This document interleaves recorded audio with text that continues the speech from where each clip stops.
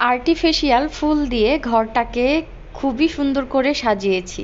কিভাবে সাজিয়েছি একটু একটু করে আপনাদের সাথে শেয়ার করছি। আশা করছি আজকের পুরো ভিডিওটি আপনাদের কাছে ভালো লাগবে।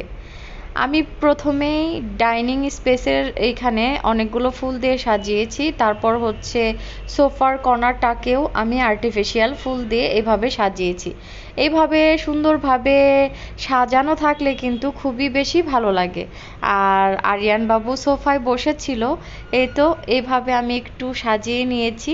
আমার আর্টিফিশিয়াল গাছ যেমন ভালো লাগে, রিয়েল গাছগুলো আমার কাছে অনেক বেশি ভালো লাগে।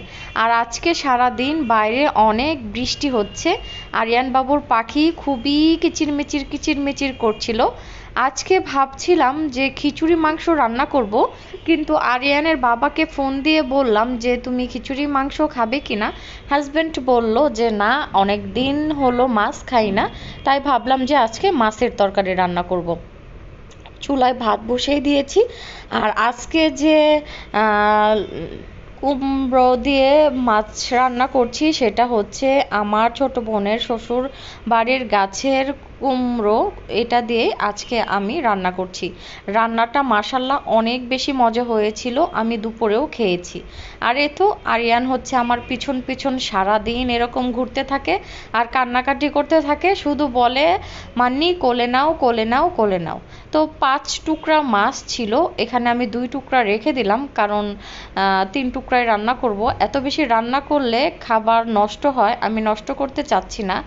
আর আমি হচ্ছে ফ্রিজ থেকে মাংস নামিয়ে নিয়েছিলাম, সেটাও রেখে দিয়েছি। এই তো ভেবেছিলাম যে খিচুড়ি মাংস রান্না করব। আর এখানে হচ্ছে সাজনা আমি ফ্রোজেন করে রেখেছি, যখন তখন আমি ডালে এখান থেকে নিয়ে নিয়ে আমি হচ্ছে দেই। আর এ তো বাইরে এখনো বৃষ্টি শেষ হচ্ছে না, আজকে মনে হয় সারা বৃষ্টি হবে। বৃষ্টি দেখতে ভালোই লাগছে, কিন্তু আমার বারান্দার অবস্থা খুবই খুবই খারাপ। এই ছিল ছোট্ট একটা ভিডিও। আল্লাহ।